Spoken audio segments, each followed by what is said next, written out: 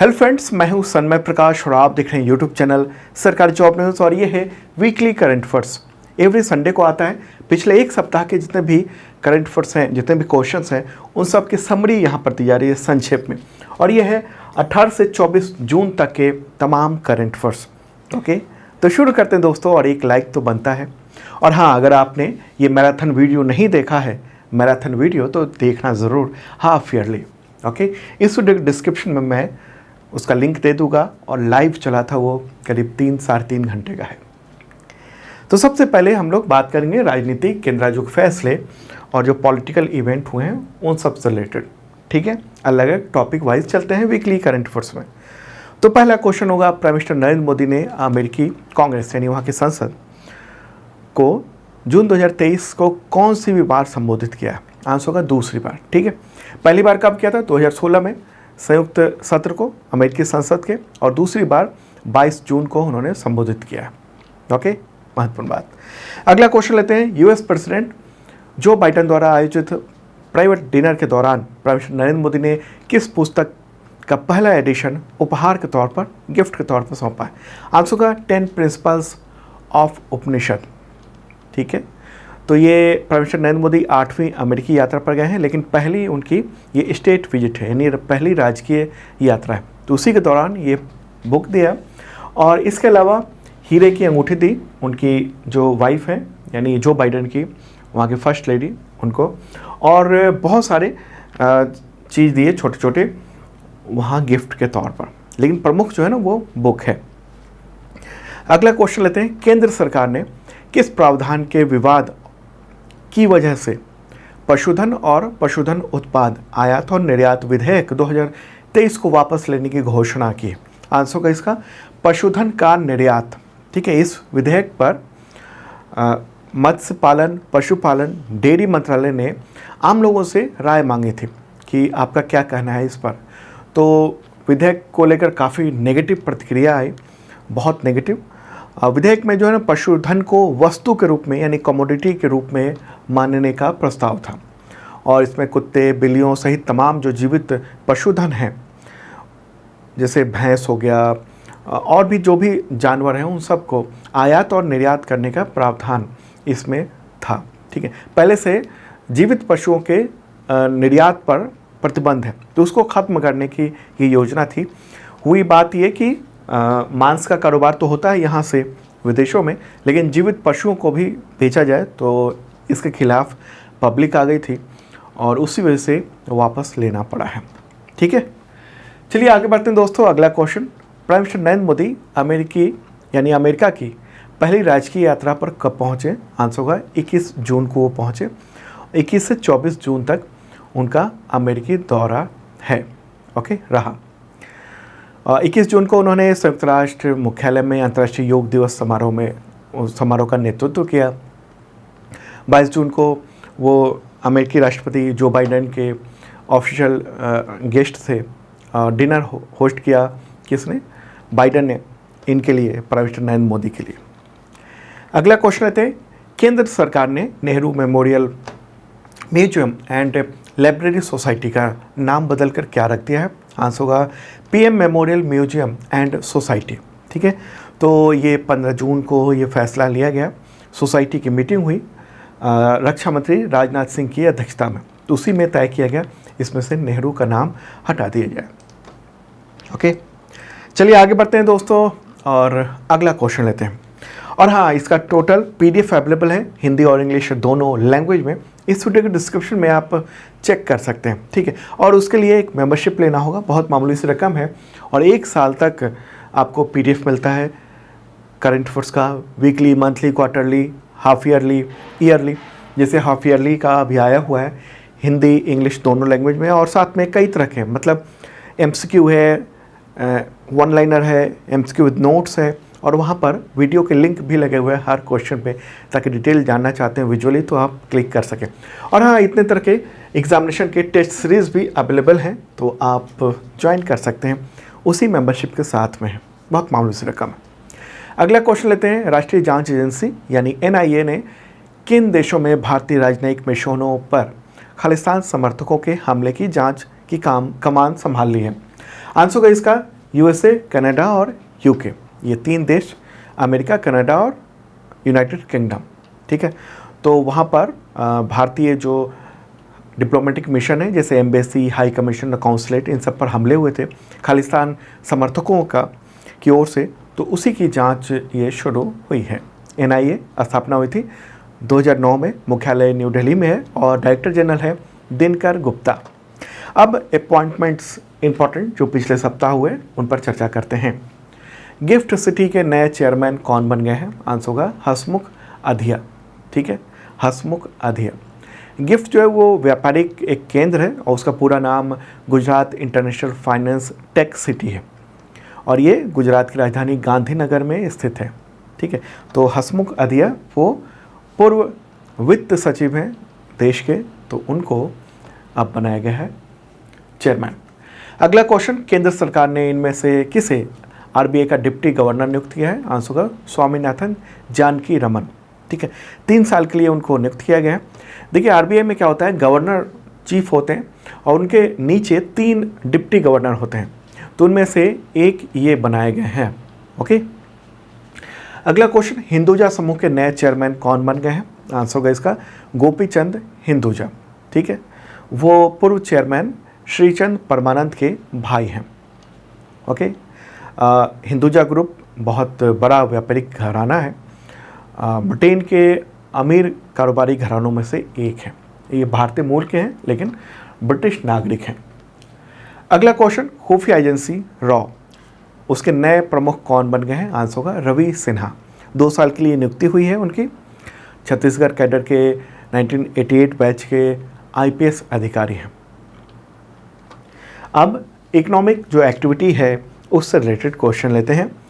Air India का record तोड़कर किस भारतीय एविएशन कंपनी ने 500 एयरबस विमान खरीदने का ऑर्डर दिया है? आंसर होगा इंडिगो। इंडिगो का फुल फॉर्म क्या है? इंटर ग्लोबल एविएशन लिमिटेड, ठीक है। तो 19 जून को उसने 500 विमान खरीदने के लिए, एयरक्राफ्ट खरीदने के लिए एयरबस कंपनी जो यूरोपियन कंपनी है उसके साथ कॉन्ट्रैक्ट साइन किया और ये साइन हुआ है फ्रांस में। वहाँ पर एक एयर शो चल रहा था, उसी के दौरान ये साइन हुआ है इंडिगो और एयरबस कंपनी के बीच में। और ये एयरक्राफ्ट ना उसकी डिलीवरी कब होगी? अभी 2023 में ऑर्डर दिया गया है और वो मिलेगा 2030 से 2035 के बीच में, यानी 2030 से वो मिलने शुरू हो जाएंगे इंडिगो को नए विमान, ठीक है। आप कहेंगे इतना देर क्यों? देखिए जब ऑर्डर दिया जाता है तब वहाँ पर बनना शुरू होता है, ओके। ऐसा ही इस एयर इंडिया के साथ भी हुआ। एयर इंडिया ने अभी ऑर्डर दिया है और उसने तो ढेर सारे दिए थे, 450 से ज़्यादा, तो उसे भी ऐसे ही 2-4 साल बाद मिलेंगे, ठीक है। कुछ तो अभी मिलेंगे, कुछ 2-4 साल बाद मिलेंगे। अब डिफेंस से रिलेटेड इंपॉर्टेंट क्वेश्चन लेते हैं दोस्तों, और क्वेश्चन होगा सिप्री की एनुअल रिपोर्ट 2023 में भारत के परमाणु हथियारों की संख्या बढ़कर कितना होने का दावा किया गया? आंसर होगा 164, ठीक है। सिप्री का फुल फॉर्म क्या है? Stockholm International Peace Research Institute. ये इंटरनेशनल स्तर पर हथियारों का डेटा रखता है, जारी करता है और विश्वसनीय इसके डेटा माने जाते हैं। सिप्री का मुख्यालय है स्टॉकहोम स्वीडन में, ठीक है। तो भारत में जो न्यूक्लियर हथियार है वो देख रहे हैं आप 2023 में 164 है, मतलब पिछले साल से 4 संख्या बढ़ गई है। हालांकि सरकार ने इसके बारे में कुछ नहीं कहा है। सरकार ये जरूर कहती है कि हमारे पास हम न्यूक्लियर पावर एक कंट्री है, लेकिन हमारे पास कितने न्यूक्लियर हथियार हैं इसके बारे में सरकार नहीं बताती है, ठीक है।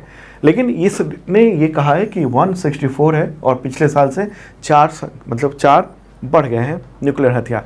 लेकिन खास बात है कि भारत ने कोई भी न्यूक्लियर हथियार उसको तैनात नहीं किया। तैनात का मतलब क्या हुआ कि उसको अलग रखा हुआ है, मिसाइल में फिट नहीं किया गया। कोई भी मिसाइल है, जैसे अग्नि है, पृथ्वी है, उसके अंदर अगर फिट कर दिया जाए तो वो तैनात हो गया, ठीक है। जब ज़रूरत होगी तब तैनात किया जाएगा। और भारत ने वैसे भी कहा हुआ है कि हम पहली बार ऐसा देश नहीं होंगे जो सबसे पहले हमला करेंगे। अगर हम पर अटैक होता है तो फिर हम छोड़ेंगे नहीं। अगला क्वेश्चन लेते हैं। सिप्री की एनुअल रिपोर्ट 2023 के अनुसार दुनिया में सबसे ज़्यादा परमाणु हथियार किस देश के पास है? आंसर होगा रूस। रूस के पास दुनिया में सबसे ज़्यादा है टोटल 9 देश हैं जिनके पास न्यूक्लियर हथियार है। कौन कौन से देश हैं? Russia, USA, China, France, UK यानी United Kingdom, Pakistan, India, Israel, North Korea. Okay, और टोटल जो हथियार हैं वो दुनिया में परमाणु हथियार वो 12,512 है, और उसमें सबसे ज़्यादा 5,889 5,889 ये रूस के पास है। उसके बाद स्थान आता है अमेरिका का 5,244 है। लेकिन आप देखेंगे कि तैनाती सबसे ज़्यादा अमेरिका ने की हुई है। उसके बाद स्थान आता है रशिया का। ठीक है, इंडिया के पास 164 है, लेकिन इंडिया से ज़्यादा पाकिस्तान के पास परमाणु हथियार है, उसने बना के रखा हुआ है। ठीक है, तो ये एक इम्पॉर्टेंट रिपोर्ट है। चलिए दोस्तों आगे बढ़ते हैं, अगला क्वेश्चन लेते हैं। भारत ने तीनों सेनाओं के लिए अमेरिका से 31 ड्रोन खरीदने का फैसला किया, तो इसका नाम बताएं। क्या है इस ड्रोन का नाम? तो आंसर होगा MQ-9B प्रीडेटर। ठीक है, और ये ड्रोन दुनिया में काफ़ी पावरफुल माना जाता है। तो भारत की रक्षा अधिग्रहण परिषद यानी डिफेंस एक्विजिशन काउंसिल DAC, उसी ने ये ड्रोन खरीदने के लिए मंजूरी दी है। रक्षा मंत्री राजनाथ सिंह की अध्यक्षता में ये मीटिंग हुई और ये तीनों सेनाओं को ये दिए जाएंगे। थल सेना को 8, एयरफोर्स को 8 और नेवी को 15 ये ड्रोन दिए जाएंगे, और उससे हमारी सीमाओं की निगरानी बहुत दूर तक ये हो पाएगी। ठीक है, और जो अभी अमेरिका की यात्रा पर हैं प्राइम मिनिस्टर नरेंद्र मोदी, तो उसी के दौरान ये सारे डील हुए हैं। अगला क्वेश्चन दोस्तों, भारत ने वियतनाम को कौन सा युद्धपोत उपहार में देने की घोषणा की है? आंसर है इसका INS कृपाण। क्या नाम है? INS कृपाण। तो देखिए, भारतीय रक्षा मंत्री राजनाथ सिंह और डिफेंस मिनिस्टर हैं वियतनाम के, उनका नाम है फान वान गियांग। तो उनके बीच में 18 और 19 जून को दिल्ली में बाइलेटरल मीटिंग हुई है, द्विपक्षीय वार्ता हुई है। उसी में ये हुआ कि इंडिया ये वाला जो युद्धपोत है वो गिफ्ट करेगा। ठीक है, इसमें मिसाइल वगैरह सब लगे हुए हैं, काफ़ी मजबूत है। ओके, और वियतनाम की बात कर लें, राजधानी है हनोई, राष्ट्रपति है वो वान थुओंग, प्राइम मिनिस्टर है फम मिन चिन। अब इवेंट यानी घटना, दुर्घटना, उन सब से रिलेटेड क्वेश्चन लेते हैं। भारत ने किस देश में आयोजित NSC इंटरनेशनल एनिमेशन फेस्टिवल में पहली बार हिस्सा लिया? आंसर होगा फ्रांस। फ्रांस में ये आयोजित किया गया था, और भारत का जो प्रतिनिधि मंडल है उसका नेतृत्व सूचना और प्रसारण सचिव अपूर्व चंद्रा ने किया है। ठीक है, वहाँ भारतीय पवेलियन था और उसको सरस्वती यंत्र की थीम पर डिजाइन किया गया था। ओके, चलिए आगे बढ़ते हैं और अगला क्वेश्चन लेते हैं। 37वें राष्ट्रीय खेल का शुभंकर क्या है? क्या रहा शुभंकर? आंसर होगा मोगा। ठीक है, मोगा रहा है शुभंकर। राष्ट्रीय खेलों के 37वें संस्करण का आयोजन हुआ है गोवा में अक्टूबर में। शुभंकर इसको लॉन्च किया वहाँ के जो मुख्यमंत्री हैं प्रमोद सावंत, उन्होंने। मोगा जो है ना वो एक भारतीय बाइसन है, गोवा का राजकीय पशु है। ठीक है, बाइसन मतलब भैंस की तरह का मान सकते हैं। अगला क्वेश्चन लेते हैं। कैनेडियन ग्रांड प्रिक्स 2023 के विजेता कौन बने हैं? आंसर होगा मैक्स वर्स्टैपन। ठीक है, तो उसके साथ ही उन्होंने जो है रेडबुल को 100वीं रेस जिताई है, रेडबुल को। अगला क्वेश्चन, इंडोनेशिया ओपन 2023 सुपर 1000 का खिताब पहली बार किस भारतीय जोड़ी ने अपने नाम किया है? आंसर होगा इसका सात्विक साईराज रंकीरेड्डी और चिराग शेट्टी, इन दोनों ने मिलकर जीता है। फोटोग्राफ देख रहे हैं आप। कहाँ पर हुआ? इंडोनेशिया की राजधानी जकार्ता में हुआ है। 18 जून को फाइनल हुआ। अगला क्वेश्चन लेते हैं। एशिया कप 2023 का आयोजन हाइब्रिड मॉडल में किन 2 देशों में किया जाएगा? आंसर होगा श्रीलंका और पाकिस्तान। ये फैसला किया है एशियाई क्रिकेट परिषद यानी ACC ने। तो एशिया कप हाइब्रिड मॉडल के तहत पाकिस्तान और श्रीलंका में होगा। श्रीलंका में फाइनल मैच खेले जाएंगे श्रीलंका में। ठीक है, अगला क्वेश्चन लेते हैं। नाहिदा खान, उन्होंने अंतर्राष्ट्रीय क्रिकेट से संन्यास ले लिया है। किस देश की खिलाड़ी हैं? आंसर होगा पाकिस्तान। ठीक है, पाकिस्तान की खिलाड़ी हैं। और अब अवार्ड से रिलेटेड इंपॉर्टेंट क्वेश्चन लेते हैं दोस्तों। पसंद आ रहा होगा तो लाइक बटन दबा देना और शेयर जरूर कर दीजिएगा तमाम मित्रों को।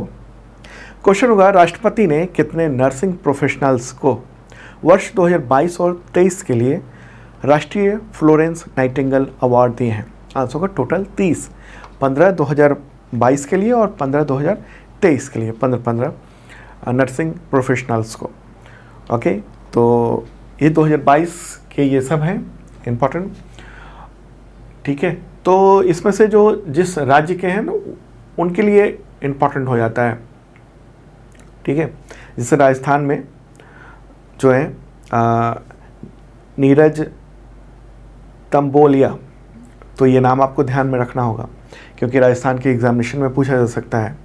उत्तराखंड के मिस अंजू कैरा, तो वो नाम आपको ध्यान में रखना है। ठीक है, तो ये तो 2022 के टोटल लोगों के, और 2023 के विजेता ये सब रहे। पीडीएफ में मैंने सब कुछ दे दिया, आप चाहें तो स्क्रीनशॉट भी ले सकते हैं। ठीक है, अगला क्वेश्चन लेते हैं। 45th यूरोपियन एस्से प्राइज किस भारतीय को देने की घोषणा हुई है? आंसर होगा अरुंधति रॉय। ठीक है, क्या नाम है? अरुंधति रॉय।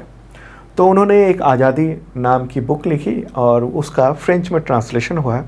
तो उसी के दौरान चार्ल्स वेलेन फाउंडेशन ने ये अवार्ड देने की घोषणा की है और ये अवार्ड उनको लाइफ टाइम अचीवमेंट के लिए दिया जा रहा है लेखन में।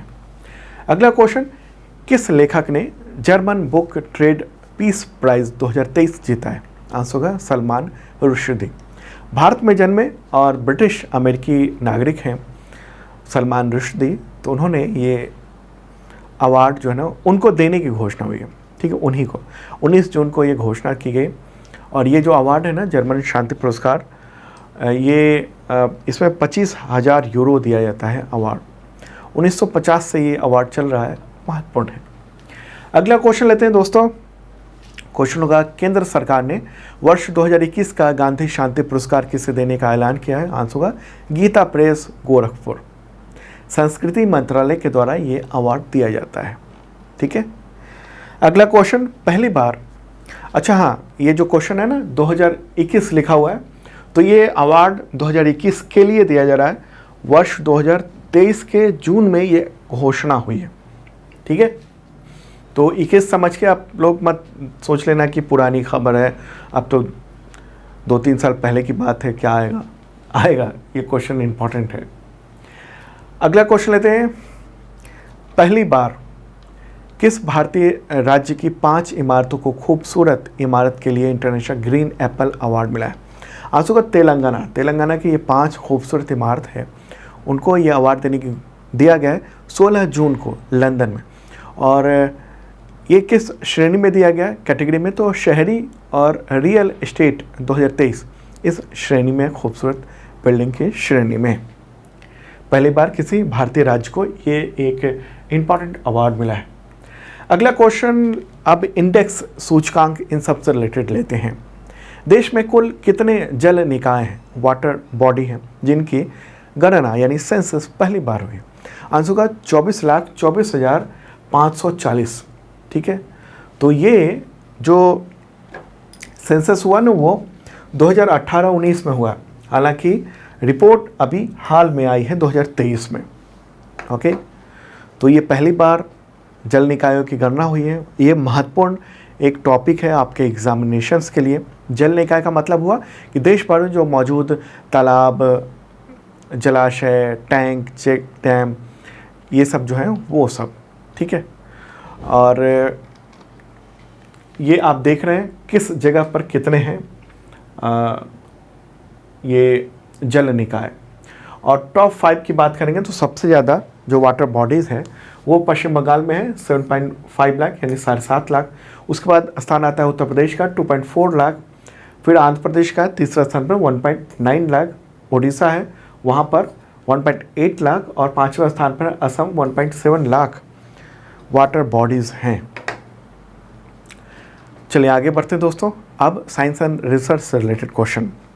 भारी मात्रा में भूजल निकाले यानी ग्राउंड वाटर निकाले जाने से पृथ्वी वर्ष 1993 से 2010 के बीच में कितना सेंटीमीटर झुक गई है? देखिए पृथ्वी जो है ना थोड़ा टिल्ट है, लेकिन इसमें और भी बदलाव हुआ है और वो है 80 सेंटीमीटर। ठीक है, तो आप कहेंगे कि ये 1993 से 2010 के बीच में, तो अभी क्यों कहा जा रहा है? क्योंकि उस रिसर्च की फाइंडिंग अभी आई है जून में 2023 में, ठीक है। इस चीज़ को समझना भी कि पृथ्वी टिल्ट हो रही है, इसका कैलकुलेशन करना भी बहुत कठिन है। ओके, तो ये रिसर्च में ये पता चला है और तमाम अखबारों ने दुनिया भर के उसने ये जानकारी दी है। और ये रिसर्च करवाया है अमेरिकन जियोफिजिकल यूनियन ने, AGU के वैज्ञानिकों ने ये किया है, ठीक है। और इसमें बात यह है कि 2150 बिलियन टन पानी इस दौरान निकाल दिया गया। ये जो ईयर दिख रहा है, और इसमें से ज़्यादातर हिस्सा वो महासागर में चला गया, ठीक है। तो इतना पानी गया कि समुद्र का जो जल स्तर है वो 0.24 इंच यानी 6 मिलीमीटर वो अधिक वृद्धि के बराबर था। इतना पानी निकाल लिया गया। तो होता यह है कि जो भूजल है ना, उससे रोटेशन और टिल्टिंग यानी पृथ्वी के उस पर प्रभाव पड़ता है। पृथ्वी को हम अक्सर जो मैप में या ग्राफिक्स में हम लोग इस तरह का देखते हैं, लेकिन एक्चुअल में ना पृथ्वी पूरी गोल है नहीं, वो इस तरह की है, गोलाकार ही है, लेकिन उसमें कहीं धंसी हुई कहीं ऊंची है, तो उसके रोटेशन उसका प्रभाव पड़ता है। और जब हम ज़मीन से भारी मात्रा में पानी निकाल लेते हैं तो उसकी वजह से टिल्टिंग और उसके घूर्णन पे भी प्रभाव पड़ता है। इम्पॉर्टेंट ये फाइंडिंग है। अब दोस्तों योजना यानी स्कीम से रिलेटेड क्वेश्चन लेते हैं। दुनिया का सबसे बड़ा रामायण मंदिर का निर्माण कार्य कहाँ पर शुरू हुआ है? अभी जून में शुरू हुआ। आंसर होगा पूर्वी चंपारण, बिहार में। तो बिहार में दुनिया का सबसे बड़ा रामायण मंदिर, ये जो देख रहे हैं आप डिज़ाइन है, वो निर्माण शुरू हुआ है और 2025 के अंत तक इसका निर्माण कार्य पूरा कर लिया जाएगा। ओके, चलिए अब आगे बढ़ते हैं। अगला क्वेश्चन, केंद्र सरकार ने ट्रकों में एयर कंडीशनर यानी AC को किस वर्ष से अनिवार्य करने की घोषणा की है? आंसर होगा 2025। ओके, तो फैसला किया है केंद्रीय परिवहन राजमार्ग मंत्री नितिन गडकरी ने। लॉजिस्टिक क्षेत्र में जो सुविधाएं होनी चाहिए ड्राइवर को, उसके लिए किया गया है। अब ड्राइवर को सुविधाएं होंगी तो अब जो हाई टेम्परेचर में जो ड्राइवर चल रहे हैं तो उनको अंदर थोड़ा सुकून होगा और ज़्यादा काम कर पाएंगे और एक्सीडेंट का खतरा उतना ही कम होगा। अब इंटरनेशनल ऑर्गेनाइजेशन से रिलेटेड क्वेश्चन लेते हैं। प्राइम मिनिस्टर नरेंद्र मोदी के नेतृत्व में यूनाइटेड नेशंस मुख्यालय में कितने देशों के प्रतिनिधियों के साथ योग का गिनीज वर्ल्ड रिकॉर्ड बना है? प्राइम मिनिस्टर नरेंद्र मोदी के नेतृत्व में। आंसर का 135 कंट्रीज़ के, ठीक है।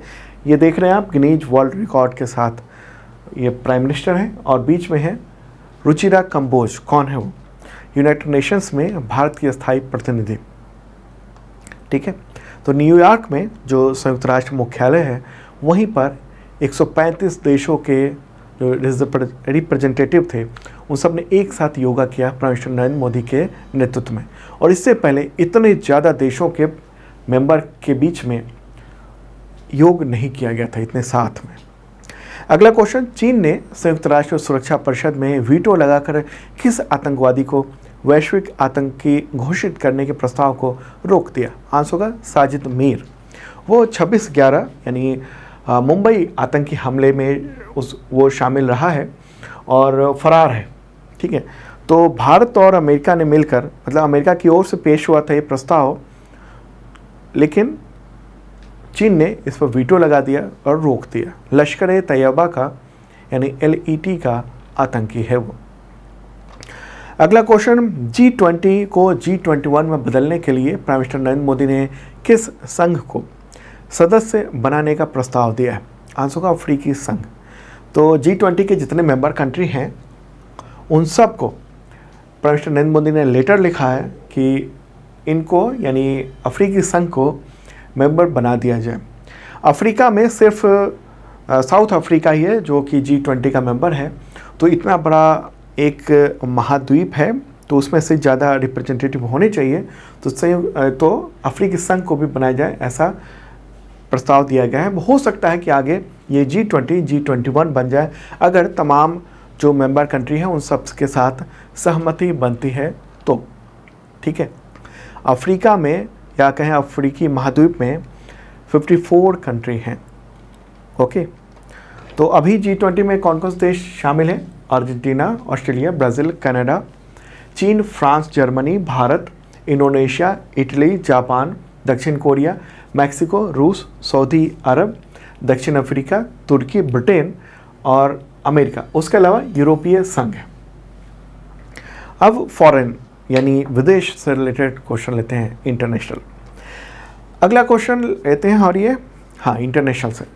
टाइटैनिक जहाज का मलबा देखने गए पनडुब्बी का नाम बताएं जिसकी दुर्घटना में पायलट और 4 टूरिस्ट की मौत हो गई। सब अरबपति थे। आंसर होगा टाइटन।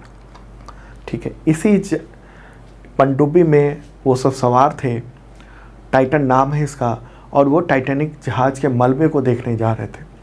और एक आदमी का जो टिकट था ना, वो 2 करोड़ रुपए से ज़्यादा का था। ठीक है, तो इन सब की मौत हो गई। ये पायलट थे या ड्राइवर थे पनडुब्बी के, और बाकी सब ये सब अरबपति हैं। टाइटैनिक जहाज कब डूबा था? 111 साल पहले, 1912 में, 1912 में। तो उसको अब देखने का एक टूरिज्म विकसित हुआ है, जिसमें पनडुब्बी के में बैठाकर लोगों को ले जाया जाता है और वहाँ वो नज़ारा देखते हैं। कितने गहराई पे? 3800 मीटर, मतलब लगभग 4 किलोमीटर नीचे समुद्र के। ठीक है, तो उसी के दौरान ये विस्फोट हो गया इसमें और सारे लोग मर गए जो इसमें सवार थे। ठीक, कैसे हुआ? देखिए, समुद्र के नीचे क्या होता है कि प्रेशर बहुत ज़्यादा होता है। जितने नीचे जाएंगे तो ग्रेविटी की वजह से फोर्स, दबाव बहुत ज़्यादा होगा। तो ये कई बार नीचे गया था, लेकिन अभी ये बताया जा रहा है कि कुछ ना कुछ खामियां थी इसमें, यानी कहीं से क्रैक होगा या इसका स्ट्रक्चर जो है ना उतना मजबूत नहीं होगा, तो उसकी वजह से वो आपस में दब गया और फिर विस्फोट हो गया। अगला क्वेश्चन लेते हैं। फिनलैंड के नए प्राइम मिनिस्टर कौन बने हैं? आंसर होगा पेटेरी ओर्पो। ठीक है, फिनलैंड ये उत्तरी यूरोप में स्थित एक देश है। अगला क्वेश्चन। रूसी राष्ट्रपति पुतिन ने किस देश में परमाणु हथियार की तैनाती की पुष्टि की और कहा कि ये पश्चिमी देशों के लिए चेतावनी है? आंसर होगा बेलारूस। चलिए आगे बढ़ते हैं दोस्तों, और अब दिवस यानी डेज से रिलेटेड क्वेश्चन लेते हैं, और ये हम लोग वीडियो के आखिरी चरण में पहुंच चुके हैं। तो क्वेश्चन होगा, अंतर्राष्ट्रीय योगा दिवस कब मनाया जाता है? आंसर होगा 21 जून को। थीम क्या है इस बार की? वसुधैव कुटुंबकम के लिए योग, योगा फॉर वसुधैव कुटुंबकम। अगला क्वेश्चन लेते हैं।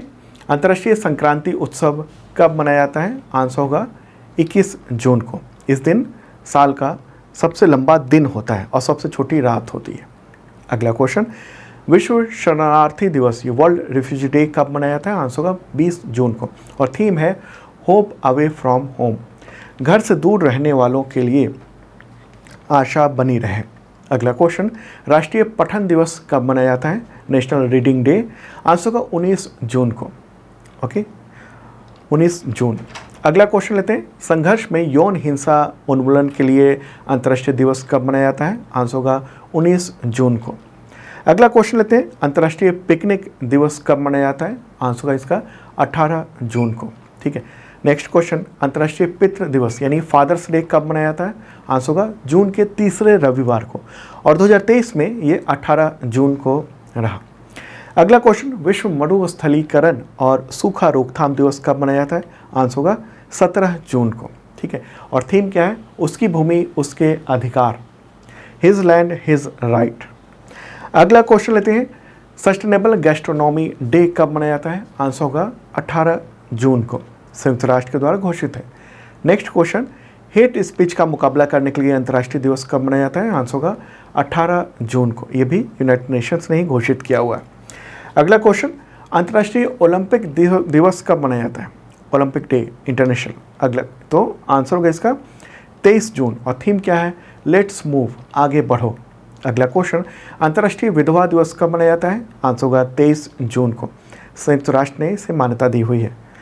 अगला क्वेश्चन। विश्व सिकल सेल जागरूकता दिवस कब मनाया जाता है? आंसर होगा 19 जून को।